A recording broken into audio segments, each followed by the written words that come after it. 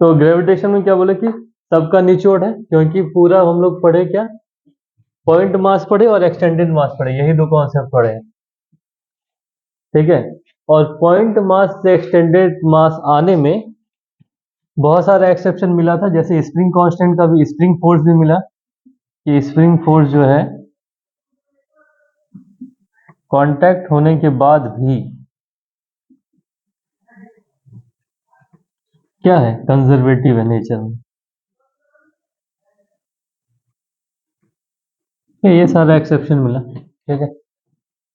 अभी देखो ये सारा जितना भी हम लोग पढ़े उसका जो यूज होगा वो ग्रेविटेशन में कैसे है, तो ग्रेविटेशन में यूज ऐसे है कि हमको सैटेलाइट बाहर भेजना है या रॉकेट बाहर भेजना है या स्पेस एक्सप्लोरेशन करना है, सब में हमको ये सारा कॉन्सेप्ट लगेगा, ठीक है। तो हम यूज कैसे करते हैं, फील्ड और पोटेंशियल। हम क्या बोले, फील्ड को यूज कौन करेगा, पोटेंशियल। एग्जांपल पे ऐसे समझो कि कोई भी फील्ड एक बबल की तरह है चारों ओर से, अगर बबल से आप अंदर आते हैं चाहे बाहर जाते हैं तो उस बबल के सरफेस पे एनर्जी स्टोर्ड होगा। अब वो एनर्जी स्टोर्ड कैसा होगा, स्ट्रेचिंग है, शेप चेंज हो रहा है, इसलिए वो स्टोर्ड एनर्जी क्या होगा, पोटेंशियल के फॉर्म में स्टोर होगा, ठीक है। क्योंकि फील्ड फोर्स हमेशा जो मतलब फील्ड फोर्स का जो रेसिस्टेंस है वो पोटेंशियल के फॉर्म में ही स्टोर होता है, ठीक है। अब देखो सपोज हम मान लेते हैं कि किसी चीज को यहां से ऐसे उठा के ऐसे फेंके तो ये ऐसे गिरेगा, और जोर से फेंकेंगे तो ऐसे गिरेगा, और जोर से फेंकेंगे तो यहां पे आएगा, और जोर से फेंके तो ऐसे। तो ये सारा लाइन अभी जो हम ड्रॉ किए इसको बेल्ट बोलते हैं। ये बेल्ट किस चीज का है, ये सारा बेल्ट है ऑर्बिटल्स का। आप एक ही बार में आप जो है उस ऑर्बिटल पे नहीं पहुंच सकते, इसके लिए मल्टीपल ट्रेजेक्ट्री कैलकुलेट करना पड़ता है कि कैसे फेंके कि वो मेरा फिक्स ऑर्बिटल पे आ जाए, ठीक है, समझ में आया? अगर वो ऑर्बिटल आपको नहीं मिलेगा तो आपका वहां रुकेगा नहीं, ठीक है, उस जगह पे रुकेगा नहीं।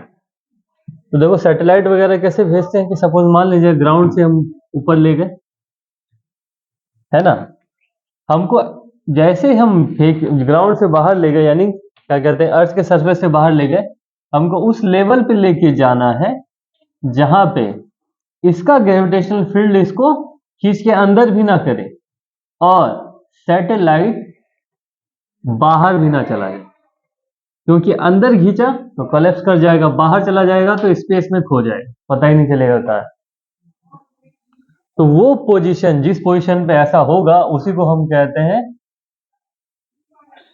क्या कहते हैं भूल गए, ऐसे मान लो ना उस पोजीशन को ऑर्बिटल कहेंगे, ठीक है, या ऑर्बिट कहेंगे उसका, और उस ऑर्बिट में जब घूमेगा तो उसको मतलब मल्टीपल ऑर्बिट्स हो गए तो ऑर्बिटल्स हो गए उसमें, ठीक है। तो ये पोजीशन ही फाइंड करने के लिए सारा ट्रेजेक्टरी का कैलकुलेशन होता है। जैसे यहाँ पे 1 2 3 4 ट्रेजेक्टरी है, इन चारों ट्रेजेक्टरी में हमको कौन सा ट्रेजेक्टरी उस पार्टिकुलर पॉइंट पे पहुंचाएगा जहां पे एक फिक्स्ड ऑर्बिटल पे, एक फिक्स ऑर्बिट पे जो है हमारा सैटेलाइट जा सकेगा, जो डिजायर्ड ऑर्बिट है, ठीक है। तो ऐसा करने के लिए हम यहाँ पे नहीं कहेंगे कि हमको इस पॉइंट पे फोर्स बैलेंस करना है दोनों का, नहीं, इस पॉइंट पे हमको इसका टोटल एनर्जी बैलेंस करना होता है। क्यों बैलेंस करेंगे टोटल एनर्जी, क्योंकि इसका टोटल एनर्जी जो है काउंटर बैलेंस होगा किससे, ग्रेविटेशनल फील्ड से। नहीं तो ऐसे समझो इसको निकलने के लिए किसके अगेंस्ट काम करना पड़ेगा, ग्रेविटेशनल फील्ड का।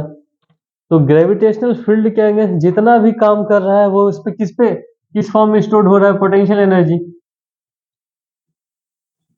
ठीक है, किस फॉर्म में हुआ, पोटेंशियल।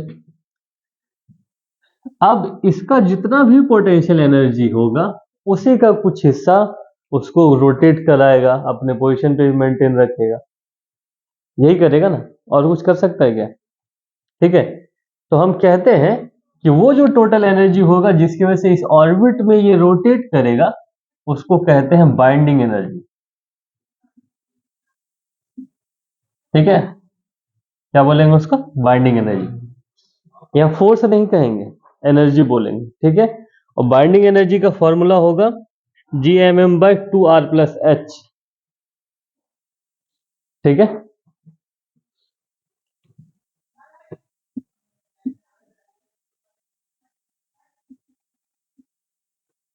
ये mass of planet, mass of object, R क्या हुआ? अर्थ का रेडियस, हम अर्थ के केस में बात करें तो, और हाइट हुआ कि किस हाइट पे करे। अब देखो ये हाइट हमेशा वेरी करता रहेगा। क्यों?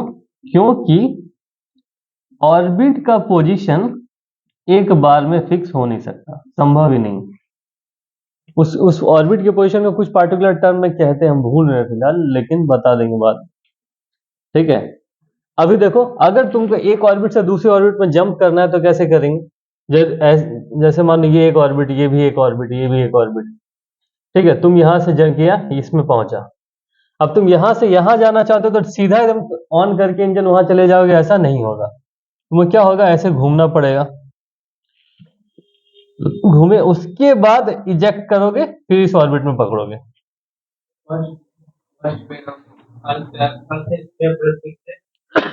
बाहर निकलेंगे, बाहर निकल के एक किसी ऑर्बिट में पकड़ेंगे। ठीक, अच्छा देखो अब ये ऑर्बिट का मतलब एक, जैसे हम लोग दिखा दिए क्या कि एक लाइन ड्रॉ कर दी, इसको हम ऑर्बिट बता दें, ऐसा नहीं है। रियलिटी में ऑर्बिट एक सेट ऑफ रीजन है, एक सेट ऑफ पोजीशन है जिसमें आपको पहुंचाने के लिए इतना मेहनत करना पड़ेगा। उस पोजीशन पे पहुंचे तभी आपका सैटेलाइट जो है उस हिसाब से मूव करेगा विदाउट एनर्जी। अच्छा, सबसे मेन फायदा इसमें क्या होता है कि अगर आप ऑर्बिट पे पहुंच गए, जो ऑर्बिट डिसाइड है, तो उसके बाद आपका एनर्जी नहीं लगेगा। ठीक है, आपको रोटेशन क्या मिलेगा? ग्रेविटेशनल पोटेंशियल और ग्रेविटेशनल फील्ड मिलके आपको रोटेट कराएगा आराम से, कोई दिक्कत नहीं। समझ में? ऐसे सैटेलाइट को हम लोग बोलते हैं जियो स्टेशनरी सैटेलाइट। ठीक है, क्या बोलेंगे? जियो स्टेशनरी सैटेलाइट। क्यों? क्योंकि उसका रोटेशन जो है अर्थ के रोटेशन के साथ मैच होता है। समझ में? ये बहुत टफ बात है, जैसे इतना ड्राइंग बनाना हम ऐसे बना दिए ना, पर अगर हम इसकी कैलकुलेशन बेसिस पे बात करें तो एक बार इधर देखो तो समझ में आएगा कि क्यों टफ है ये। जैसे अगर यहाँ पे है ऐसा टावर खड़ा की, हम किसी पार्टिकुलर वेलोसिटी से इसको फेंके, तो देख रहे हैं यहीं पे आ गया। अब देखो पार्टिकल वेलोसिटी से जब तुम फेंकोगे तो इसका हॉरिजॉन्टल रेंज भी निकालोगे, तुम 11 की बेसिस पे हम बात कर रहे हैं। हॉरिजॉन्टल रेंज निकालोगे, टाइम निकालोगे, सब पोजीशन निकालोगे, हर एक टाइम इंटरवल पे पोजीशन कहाँ आएगा और कहाँ हिट करेगा, उसके लिए फाइनल वेलोसिटी भी। फिर दोबारा दोबारा तुम इसका ट्रेजेक्टरी कैलकुलेट किए, फिर कैलकुलेट किए, फिर कैलकुलेट किए। तो सिर्फ ट्रेजेक्टरी कैलकुलेशन के लिए एक अलग से टीम होता है, एनालिटिकल मैथमेटिक्स का टीम, जो सिर्फ ट्रेजेक्टरी कैलकुलेट करता है और सिर्फ इस सारे ट्रेजेक्टरी में से कोई एक ऑर्बिट का पोजीशन फिक्स कर पाता है कि इस ऑर्बिट के पोजीशन में रहेगा। उस जगह जाने के बाद भी ये डर लगा रहता है कि क्या पता जो जिस एनर्जी से हम इसको भेज रहे हैं उस ऑर्बिट पे वो कैच कर पाएगा नहीं, यानी उस पोजीशन में ग्रेविटेशनल फील्ड इतना स्ट्रांग होगा कि नहीं कि उसको कैच कर पाए। अगर स्पीड कम रहा तो अंदर आ गया और स्पीड ज्यादा हुआ तो बाहर चला गया। बीच में आके उस जगह पे फंस जाए, इसका चांस बहुत कम होता है। स्टार्टिंग में जितना भी एक्सपेरिमेंट जैसे रसिया वगैरह किया था, जैसे रसिया ही भेज रहा था ना पहले, ऐसे फाइनली वो सक्सेस भी हुआ, तो उसका ट्रेजेक्टरी कैलकुलेशन रशिया का क्या कहते हैं, वही ट्रेजेक्टरी कैलकुलेशन में मिस्टेक था जिसकी वजह से वो ऑर्बिट कैच नहीं कर सका। इस बार वाला जो अपोलो था, नहीं अपोलो नहीं, चंद्रयान वाला में तो बढ़िया बढ़िया कैलकुलेशन था। ये बात तो हम बताए भी थे ना।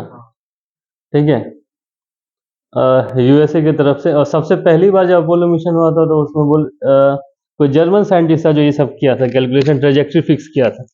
नहीं तो ऐसे यूएसए में और कोई नहीं था जो इस ट्रेजेक्टरी को फिक्स कर सके। ठीक है, अब देखो जियो स्टेशनरी सैटेलाइट को भेजना इतना जरूरी क्यों है?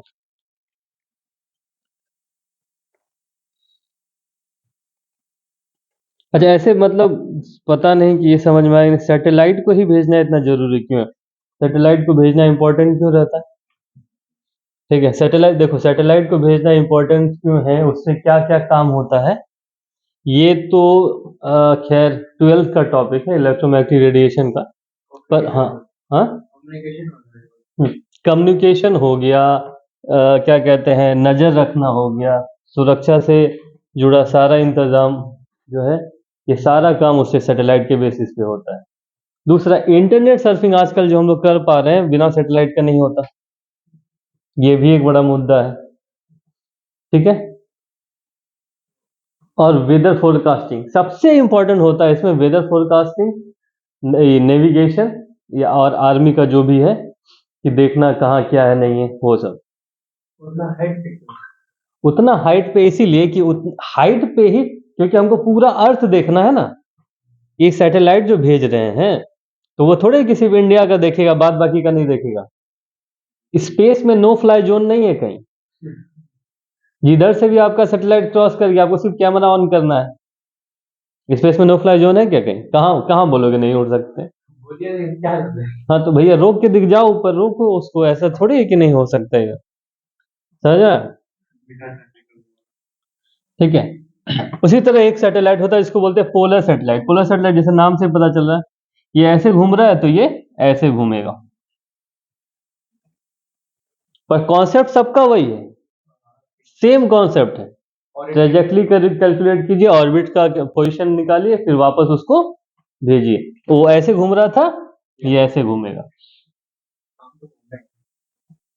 ठीक है, अब एक चीज देखो, हम लोग एक सैटेलाइट को यहां से भेजने में इतना मेहनत करना पड़ा। ठीक है, अब हम जब एक और बताएंगे इसमें तो बताएंगे इतना मेहनत करना पड़ा कि हम लोग जैसे पहला सैटेलाइट क्या भेज सके, आर्यभट्ट। आर्यभट्ट कोई का ज्यादा कुछ काम किया नहीं। हाँ, आर्यभट्ट भेज के अपने को फायदा क्या हुआ? दूरदर्शन। और को फायदा है आर्यभट्ट का? दूरदर्शन उस समय काफी काफी मतलब अच्छा चमका था उस वक्त। ठीक है, तो बाद में देखा गया कि अगर अर्थ को ओवरऑल हम कवर करना चाहते हैं, सारा कुछ डेटा कलेक्ट करना चाहते हैं, तो अर्थ को कवर करने के लिए मिनिमम जो है 3 सैटेलाइट लगेगा। ठीक है, मिनिमम 3, हम तो 4 बना दिए, पर मिनिमम 3 से काम चल जाएगा। क्यों? नहीं, ज्योमेट्री। एक सर्कल ड्रॉ करने के लिए मिनिमम कितना पॉइंट चाहिए? 4 पॉइंट चाहिए, 3 पॉइंट ही चाहिए। एक, दो इधर, और सरकमफ्रेंस पे जो है। ठीक है, तो इसीलिए इसीलिए चूंकि हमारा भी अर्थ भी उसी टाइप का है ना, इसलिए मिनिमम क्या है, 3 सैटेलाइट चाहिए। अब देखो, 3 सैटेलाइट को भेजना है सेम उसी ऑर्बिट पे भेजना है जहां पे है, पर रोटेशन और स्पीड ऐसा होना चाहिए कि तीनों आपस में कोलैप्स ना करें। समझ में आ रहा है ना? जबकि टोटल टाइम पीरियड तीनों का 24 घंटा ही होगा, और उससे ज्यादा हो सकता है या उससे कम होगा क्या? नहीं, पर दोनों के बीच का इंटरवल ऐसे मेंटेन करना है कि कभी भी वो लोग आपस में कोलैप्स ना करें। हाँ, वर्किंग अलग अलग, सबका इक्विपमेंट अलग अलग है, हुआ मतलब हम ये मिनिमम बताएं, आप 100 भेज दीजिए। अभी जैसा स्थिति है, अभी तो स्पेस के बाद बहुत सारा सैटेलाइट है। एक तो स्पेस स्टेशन ऐसे ही घूम रहा है अमेरिका का, है ना? स्पेस स्टेशन भी बहुत नजदीक ही है ना, अच्छा खासा बड़ा स्पेस स्टेशन है वो। उसमें एक कंट्री का नहीं है, बहुत सारे कंट्री का मिला जुला योगदान है उसमें। समझ में आया यहाँ तक? ठीक है, तो ये अगर आप कंप्लीट नजर रखना चाहते हैं तो फिर आपको 3 सैटेलाइट चाहिए। अब एक सैटेलाइट भेजने में इतना मशक्कत होता है सारा कुछ निकालना। ठीक है, तो हम 3 सैटेलाइट भेजना सोचे कितना टफ बात होगा। ठीक है, और ये जो बाइंडिंग एनर्जी हम निकाले हैं, ये बाइंडिंग एनर्जी बिल्कुल उसी तरह है जैसा न्यूक्लियस में होता है। न्यूक्लियस में इलेक्ट्रॉन जब रोटेट कर रहा होता है, तो न्यूक्लियस के फील्ड फोर्स को बाउंड मतलब बैलेंस कौन किसे करता है? न्यूक्लियर फोर्स है ना? और उसके न्यूक्लियस के अंदर प्रोटॉन और न्यूट्रॉन जो है, वो एक दूसरे को बैलेंस कैसे करता है? वो न्यूक्लियर फोर्स से बैलेंस करता है, साथ साथ एक एनर्जी यूज करता है, मतलब जो न्यूक्लियर फोर्स से ही निकल के आया कह लो, उसको कहते हैं बाइंडिंग एनर्जी। या फिर ऐसे नहीं समझ में आया तो ऐसे समझो कि ऐसे इलेक्ट्रॉन है, यहाँ पे न्यूक्लियस है, इसमें प्रोटॉन और न्यूट्रॉन भी होगा। तो प्रोटॉन और न्यूट्रॉन के बीच जो फोर्स लग रहा है उसको कह दिया गया कि न्यूक्लियर फोर्स या न्यूक्लियर एनर्जी। ठीक है, इन दोनों के बीच जो फोर्स लगेगा वो इलेक्ट्रोस्टैटिक फोर्स ऑफ अट्रैक्शन या रिपल्सन जो लग जाए। ठीक है, पर सिर्फ यहाँ पे हम कह दिए कि न्यूक्लियर फोर्स से होगा, तो ऐसा नहीं। ये जो न्यूक्लियर फोर्स होता है, ये फोर्स प्रोड्यूस होता है मास डिसिपिएशन से, यानी मास ही कन्वर्ट होता है एनर्जी में, और वो एनर्जी न्यूक्लियर फोर्स के रूप में आता है। और वो जो एनर्जी है उसी को हम बाइंडिंग एनर्जी कहते हैं, जो कि मास के कन्वर्जन से एनर्जी में कन्वर्ट होता है। मास से एनर्जी बनता है वहां पे। ये क्योंकि आगे ट्वेल्थ में पढ़ोगे, मास डिफेक्ट एक टर्म आता है। तो मास डिफेक्ट जो होता है इंडिविजुअल प्रोटॉन और न्यूट्रॉन का, ठीक है, ज्यादा होगा जबकि न्यूक्लियॉन्स का कम होता है। तो और मास कहाँ गया? तो वो जो मास जाता है वही कन्वर्ट हो जाता है एनर्जी के फॉर्म में। ठीक है, तो उस वहां पे भी हम इसको बाइंडिंग एनर्जी ही कहते हैं। समझ में आया? हाँ? नहीं, दूरदर्शन ही क्यों था? इसलिए क्योंकि हमारे पास जैसे आज सबसे पहला जो दूरदर्शन के लिए जो आर्यभट्ट का जो सीन था सैटेलाइट भेजने का, आइडिया किसका था? सारा भाई का। तो दूरदर्शन जो है इसलिए हो सका क्योंकि देखो, टीवी सिग्नल्स को यानी ऑडियो वीडियो दोनों भेजने के लिए मिनिमम 50,000 मेगाहर्ट्ज फ्रीक्वेंसी चाहिए, मिनिमम, जहां तक हमको याद है। उतना फ्रीक्वेंसी प्रोड्यूस करने के लिए जो ऑसिलेटर होना चाहिए वो बनाना पड़ेगा ना। एक डिवाइस होता है, 12th में पढ़ोगे, इतना फ्रीक्वेंसी वो प्रोड्यूस कर सके पर सेकेंड, तभी तो उतना रेंज पे पहुंचा पाएंगे।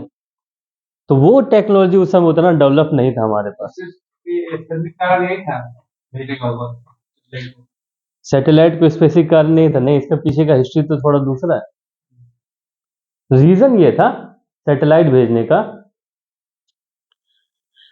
कि उस समय जहांगीर भाभा जो है वो न्यूक्लियर पे रिसर्च कर रहे थे, है ना। और इंडिया के पास कोई सैटेलाइट नहीं था, यूएसए रशिया के पास था उस वक्त। वो देख रहा था कि कहाँ कुछ हो रहा है कि नहीं, क्योंकि इंडिया पे तो बैन कर दिया था ना कि आप न्यूक्लियर प्रोग्राम नहीं कर सकते, नहीं तो फलना चिन्ह, मतलब आपको जो है क्या कहते हैं, एक शांति प्रिय देश नहीं माना जाएगा। ठीक है, हाँ, यूएन के उसी के चक्कर में सीआईए जो है मार दिया भाभा को एरोप्लेन क्रैश में। ठीक है, तो इसी का बदला निकालने के लिए सारा भाई क्या बोला, इंटरटेनमेंट के नाम पे सैटेलाइट छोड़ा, और यूएसए का, और ये क्या नाम है, क्या बोला था नाम, ओ सीआईए, हाँ, यूएसए का ही सैटेलाइट जब इंडिया पे आता है उसी वक्त ये आर्यभट्ट भी उसी वक्त क्रॉस करता था, तो उसकी वजह से 2 घंटा का, ठीक है, ब्लाइंड स्पॉट मिलता था उसको। समझ में? 2 घंटा का ब्लाइंड स्पॉट मिला, यानी उस 2 घंटे में क्या होगा पता नहीं चलेगा। तो उसी 2 घंटे के अंदर जो न्यूक्लियर प्रोग्राम का जो भी सामान होता था वो ट्रांसपोर्ट होता था या लोकेशन चेंज होता था। और क्या लोकेशन कहाँ बनाया गया था? राजस्थान में। क्यों? क्योंकि रेत का शेप बदलता रहता है, ट्रैक कर लो कहाँ करोगे। ठीक है, तो चला दूरदर्शन और बना न्यूक्लियर बॉम्ब। हाँ, अब तुम सोचो वही 2 घंटा का फ्लाइट ब्लाइंड क्या था, हाँ, ब्लाइंड स्पॉट में तो वो काम किया। बहुत टफ बात है ये बात जो है ना, जब पोखरण में परीक्षण हुआ था उसके बाद सीआईए को समझ में आया ये तो गेम खेल लिया। ठीक है, नहीं तो उससे पहले लग रहा था कि इंडिया में इंटरटेनमेंट नहीं है, तो ये शायद इंटरटेनमेंट लाना चाह रहा है, मतलब अपना टेक्नोलॉजी दिखाना चाहता है दुनिया को। ठीक है, पर चूंकि 2-3 महीने तक मतलब सोचो पूरे दिन के पीरियड में 2 घंटा पूरा इंडिया खत्म, कुछ पता नहीं चल रहा है क्या हो रहा है। ठीक है, और अचानक कुछ दिन बाद पता चलता है कि वहां न्यूक्लियर बॉम्ब का जो है क्या कहते हैं उसको, परीक्षण हो गया। हाँ, यानी जो बॉम्ब टेस्टिंग होता है वो हो गया। ठीक है, तो सीआईए का फ्यूज उड़ गया था उसमें। ठीक है, समझ में आया यहां तक? कोई दिक्कत किसी को? CIA central intelligent agency, America का, हाँ, इंटेलिजेंस विभाग, जैसे हमारा ये है ना आईबी, इंटेलिजेंस ब्यूरो, रॉ, उस तरह का है वो। पर सीआईए सबसे पावरफुल दो ही सबसे पावरफुल है, एक अमेरिका का CIA, दूसरा ब्रिटिश का। ब्रिटिश का शायद MI बोलते हैं कि क्या, हमको याद नहीं है, तो वो भी बहुत पावरफुल है। तुमने इंडिया में ऑलमोस्ट, तुम क्या ही बोला, इंडिया में ऑलमोस्ट जितना भी हुआ है मर्डर वर्डर, उसमें अच्छा खासा CIA का हाथ रहा है, बहुत सारा। बीच में भी दो जो साइंटिस्ट था, न्यूक्लियर सबमरीन बना रहा था, उसके भी मर्डर में उसका हाथ। यहाँ तो कोई डाउट करण अनुज?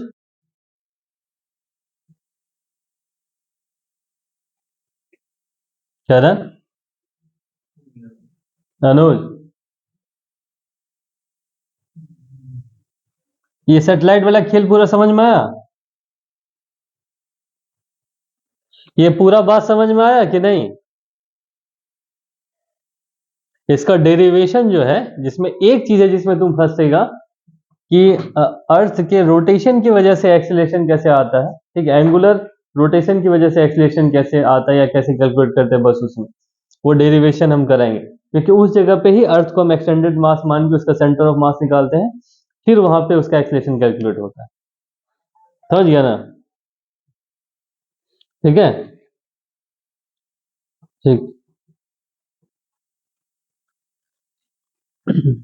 कोई डाउट है यहाँ तक तो पूछो।